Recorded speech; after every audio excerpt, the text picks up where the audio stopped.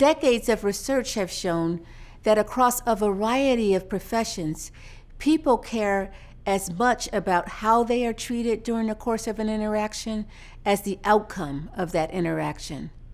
In the policing context, this suggests that people stopped by the police care as much about how police officers treat them as they do about whether they got a ticket.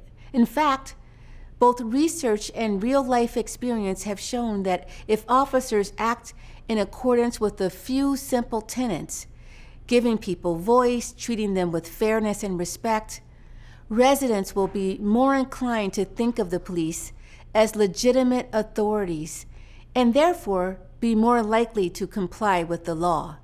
Yale law professors Tom Tyler and Tracy Mears have worked together to develop a model for training police officers on the principles of procedural justice. But why do officers need to be reminded of these principles?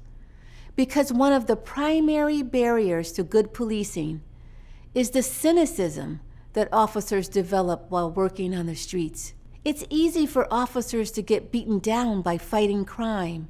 Over time, they become bitter about putting their lives on the line for people who don't seem to respect them or appreciate their efforts. They become frustrated about attempting to protect victims who later become perpetrators, or trying to solve crimes when witnesses refuse to talk. They get worn down by living in a constant state of hypervigilance, and that leads to a vicious cycle that can sabotage communication and escalate even the slightest provocation. As that cynicism grows, it also narrows their vision. The 3% of people who actively engage in violent crime in the city start to dominate the stage. The other 97% go dim.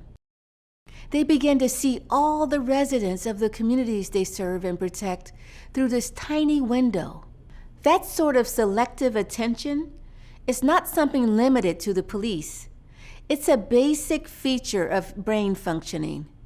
Perhaps the most famous demonstration of selective attention was developed by two cognitive psychologists named Daniel Simons and Christopher Chabris. The demo involves asking people to watch a silent 30-second video clip of two teams of people passing around a basketball. Unsuspecting viewers are asked to count the exact number of passes made by the team in the light-colored shirts. People are so focused on accurately counting the number of passes that more than half of them completely miss it when someone in a gorilla suit enters the scene on the right, pauses in the middle for a chest pound, and then exits on the left. Their attention is so focused on the task at hand that their brain records the gorilla as irrelevant. The invisible gorilla reminds us of how selective our social perception may be. Many officers who patrol diverse high-crime communities come to view the racial disparities in policing as the sole result of who commits the crime. People who live in those communities view those disparities as a result of police bias because they know that the majority of their neighbors are not criminals. In procedural justice training, officers are taught to reorient their view, to think about every interaction with the public as they would a bank transaction. They can use that interaction to make a deposit that will increase trust and improve police-community relations, or they can allow it to become a withdrawal, decreasing trust and increasing police-community tension. Each interaction has the capacity to influence people well beyond the individual officer and the resident directly involved.